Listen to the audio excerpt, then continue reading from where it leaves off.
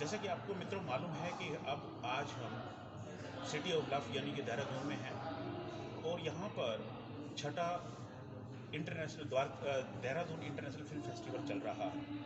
और इस international film festival के दौरान कुछ ऐसे फिल्मी हस्तियाँ मौजूद हैं जिन्होंने इस देहरादून इंटरनेशनल फिल्म फेस्टिवल के अंदर अपनी भागीदारी करके यहाँ के लोकल लोगों को जो एक उत्साह वर्धन किया है वो काबिल तारीफ है।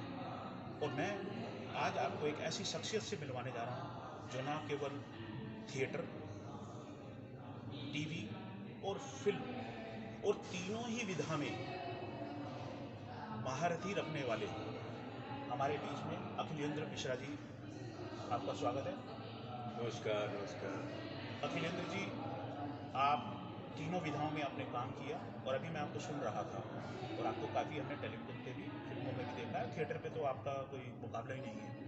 मैं ये जानना चाहता हूँ, आज जो बच्चे कैरियर बनाना चाहते हैं इस फील्ड में, तो आप तीन विधाओं में काम किया है, कहाँ से आरंभ करना चाहिए? थिएटर थिएटर बहुत ज़रूरी है और थिएटर को सीरियसली करना पड़ेगा। उसके लिए एक संजीदगी, एक गंभीरता लानी पड़ेगी, क्योंकि थिएटर से आप किसी भी विधा में जाएं, आप चाहते हैं कि मैं डायरेक्टर बनूं, चाहते हैं मैं राइटर बनूं, चाहते हैं आप कैमरामैन बनूं, प्रोडक्शन में काम करूं, प्रोड्यूसर बनूं, एक्टर बनूं, आप कोई भी टेक्नीशियन, किसी भी विधा में आप सिनेमा में जाना चाहते हैं, आप थिएटर से जाएं।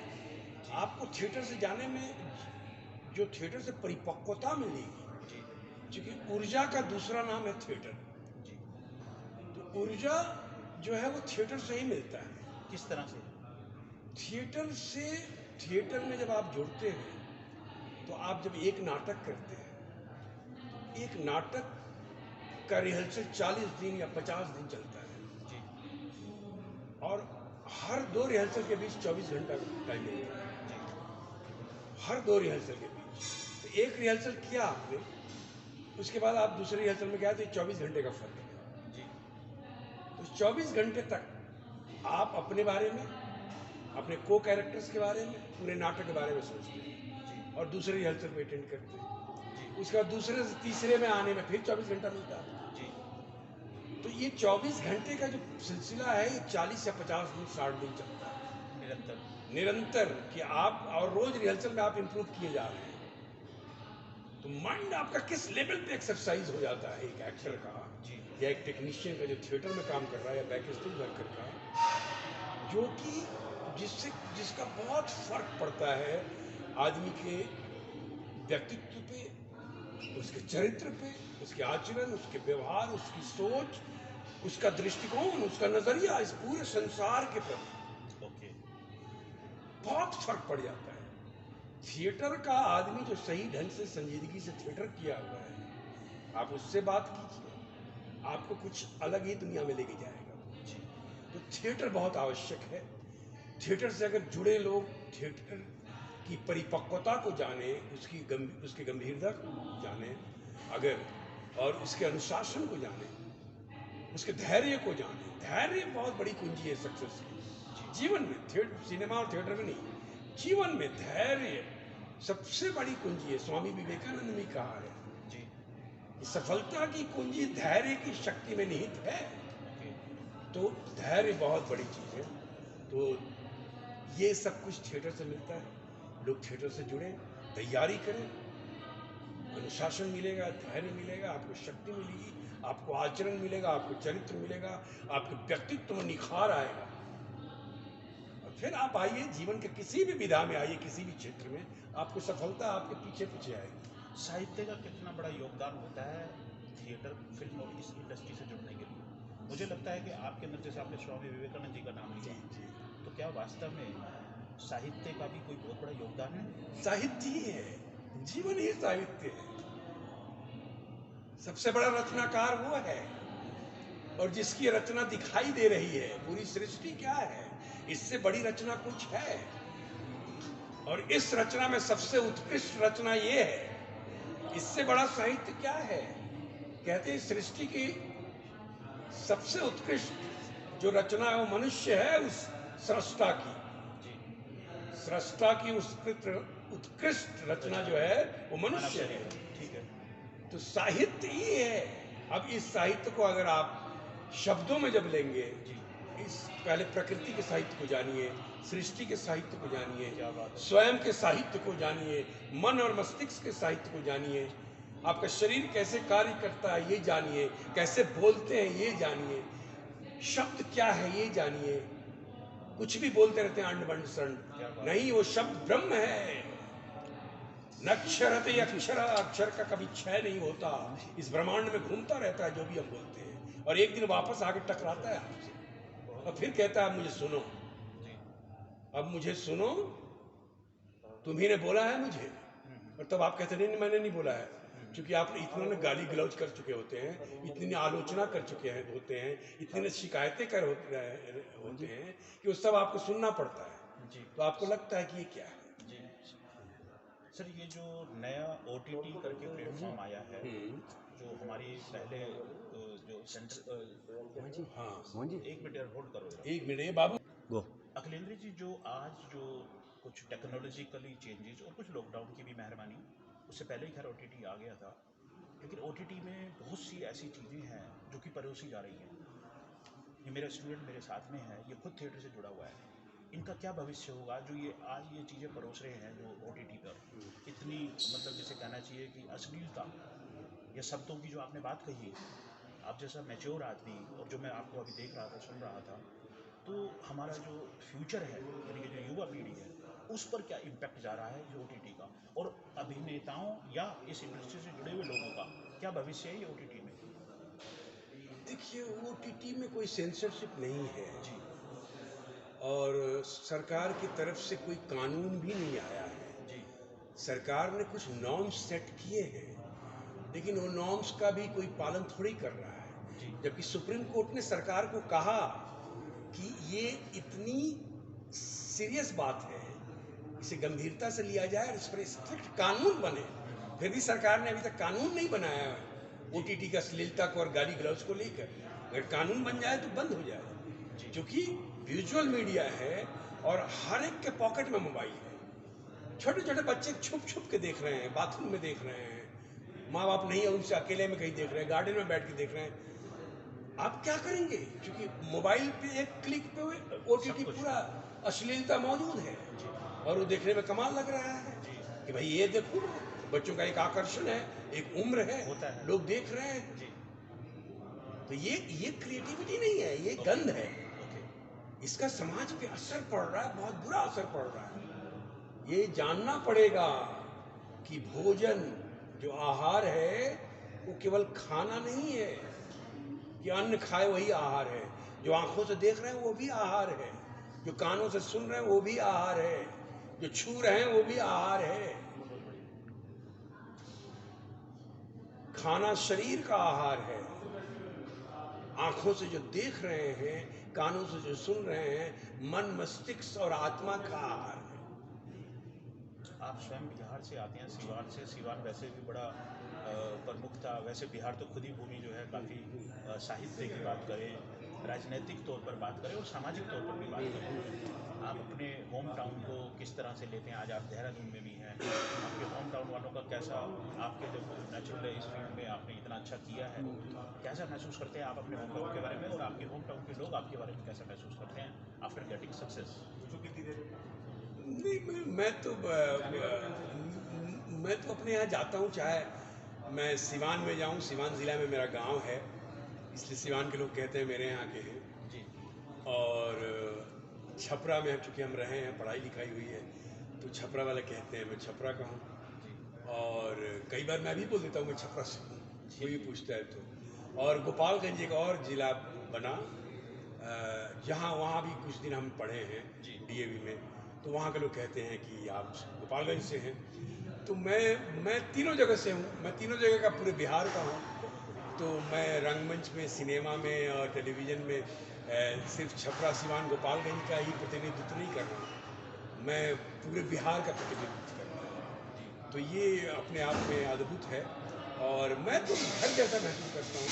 जो भी है सब मेरे भाई हैं, मेरे चचा हैं, मेरे सीनियर लोग हैं, तो उन सबके पैर भी छूता हूँ, उन सबको गले भी लगाता हूँ, प्रणाम भी करता हूँ और बड़ा अच्छा लगता है। भोजपुरी में बातें करते हैं, भोजपुरी में बातें करते हैं, जैसे घर का कोई बच्चा, कोई मेम्बर अगर वैसे बात करे वैसे करते हैं। जो भाषा की बात है, बस लास्ट में आपका भी समय है, भाषा का और बोली और हमारे सिनेमा, इनका क्या महत्व महसूस करते हैं आप, कनेक्ट करने की महत्व, लोग मतलब लोक गीतों और लोक भाषाओं का क्या योगदान है? देखिए, ये तो खैर बहुत लंबी हो जाएगी, लेकिन चूँकि मेरी जो मातृभाषा है जी वो है भोजपुरी, जी और मैं बोलता हिंदी हूँ, जी जबकि भोजपुरी ही बोलता आया हूँ। जी। मेरी किताब जो अखिलामृतम में मेरी एक किताब आई है, कविता संग्रह, अच्छा। उसमें मैंने मेरी 25 कविताओं का संग्रह है। हिंदी में है या भोजपुरी? हिंदी में है 23 कविताएं, 2 कविताएं भोजपुरी में हैं, और दोनों के बीच में एक पृष्ठ है, उस पर 4 लाइन लिखा हुआ है कि बोलता हूँ हिंदी, बोलता हूँ हिंदी, हिंदी जिसने द्वार विश्व रंगमंच के खोले, जिसने द्वार विश्व रंगमंच के खोले, रहती है मन में मन ही की बात, बिना भोजपुरी में बोले। क्या बात। तो इसलिए उसके बाद 2 भोजपुरी कविता डाली है मैंने, और ये पहली बार, मुझे पता नहीं था, मुझे साहित्यकारों ने बताया इसकी परिचर्चाओं में कि पहली बार हुआ कि किसी हिंदी साहित्यकार ने अपनी कविता में भोजपुरी का वह स्थान दिया है, अपनी भाषा को अपनी मातृभाषा में डाला है।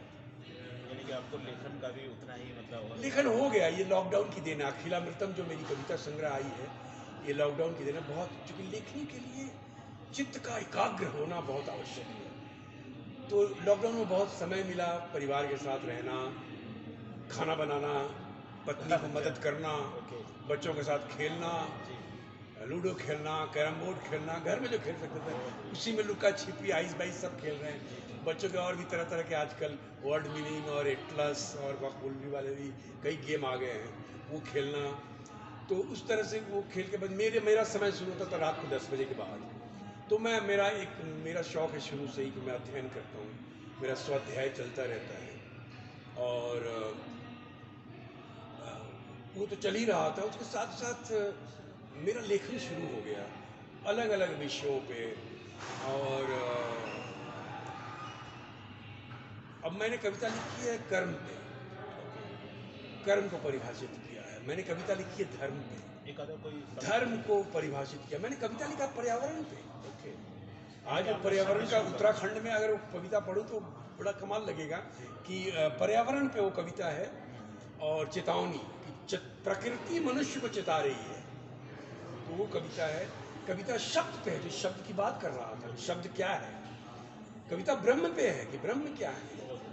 मेरा जो रावण है, रावण पे एक राममय रावण कविता है। मेरा रावण जो है राममय है। वो राम राम कह के वैमनस्य में ही सही, वो राममय हो गया है। राम का नाम आप प्यार से लें, भक्ति से लें, श्रद्धा से लें, या वैमनस्य से लें, आप राममय हो जाते हैं। राम के नाम में उतनी शक्ति है। तो रावण में राममय हो गया है, वो वर्णित है कविता में। और वो कविता है दान है, किसी को देना क्या होता है। तो इस तरह से ध्यान है। कुछ ऐसे विषय जो आपने अनुभव किए, जो आपने शब्दों में, बिल्कुल, जो मेरा अध्ययन था, मेरी अनुभूति थी, उनको मैंने शब्द दिए।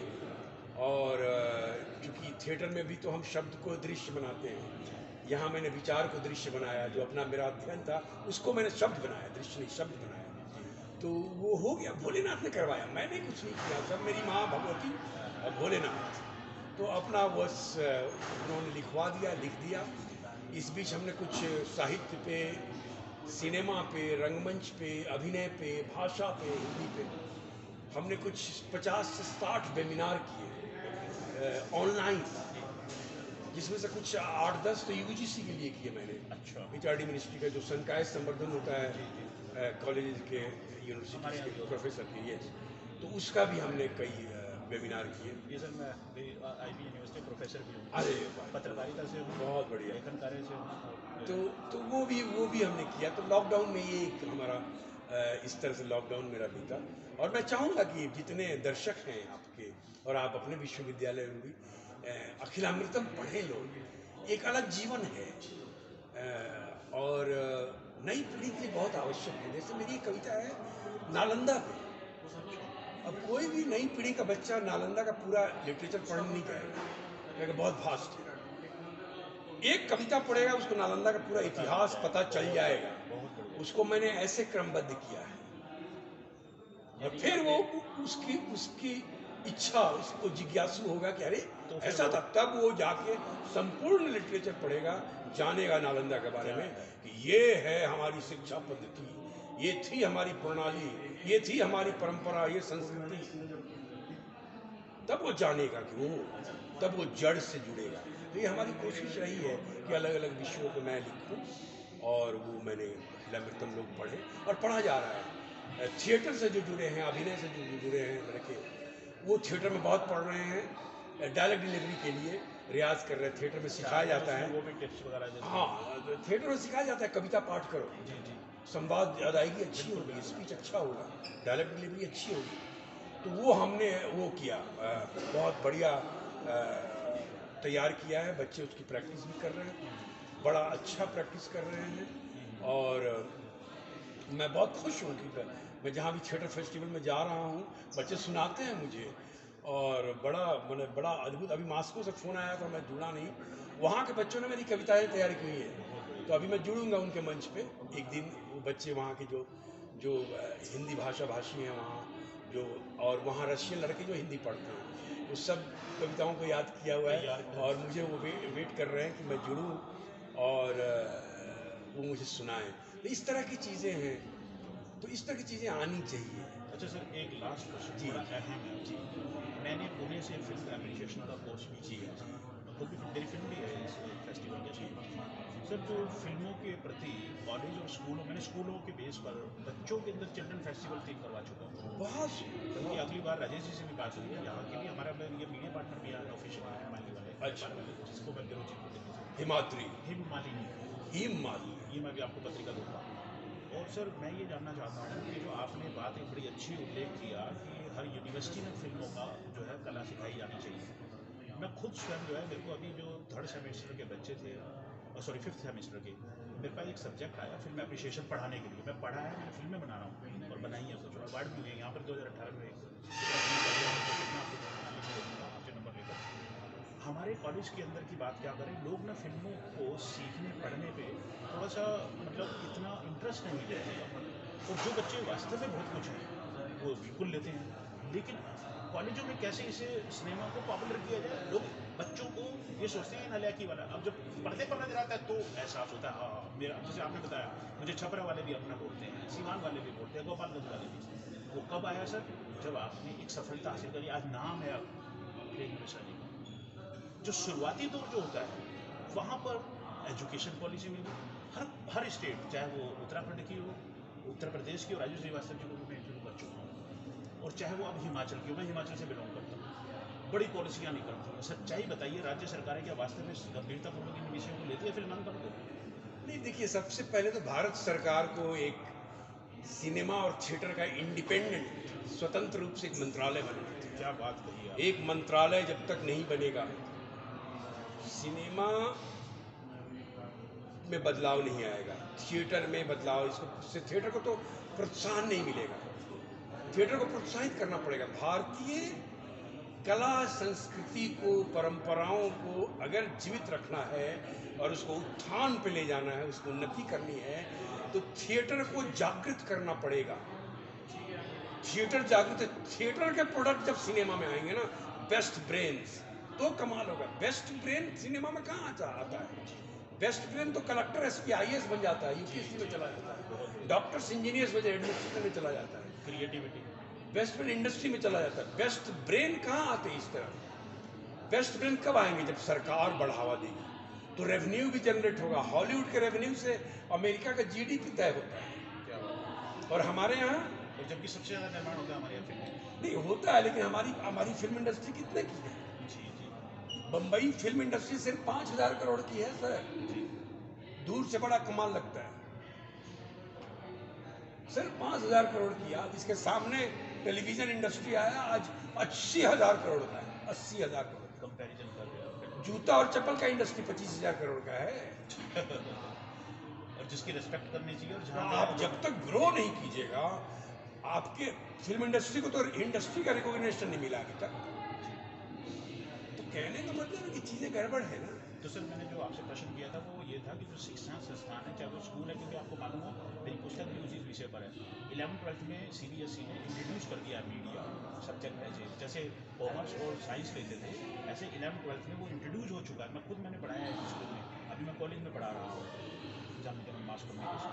लेकिन ऐसा महसूस किया जाता है कि जो फिल्मों का जो दौर है या थिएटर की तरफ जो है बच्चों का रुझान हो, क्रिएटिविटी से आपने एक बात और कही वो बड़ी महत्वपूर्ण है कि जो इस फील्ड के लोग होते हैं उनका कोई सोने और जागने का कोई नियम नहीं होता है, लेकिन परिवार के अंदर ये जो आपको समझते नहीं हैं, जो आपको पागल समझ लेते हैं, उनके लिए आपका क्या कहना है ताकि इस फील्ड में जो बच्चे वास्तव में कुछ करना चाहते हैं वो डिप्रेस ना हो, वो एनकरेज हो आपके संदेश और आपके अनुभव के माध्यम से। नहीं तो पागल समझता अच्छी बात है। पागल पागल कोई गाली थोड़ी है। जी। पागल इस सृष्टि में आज हर कुछ गल जाता है, ओके। सब कुछ खत्म हो जाता है, गल जाता है।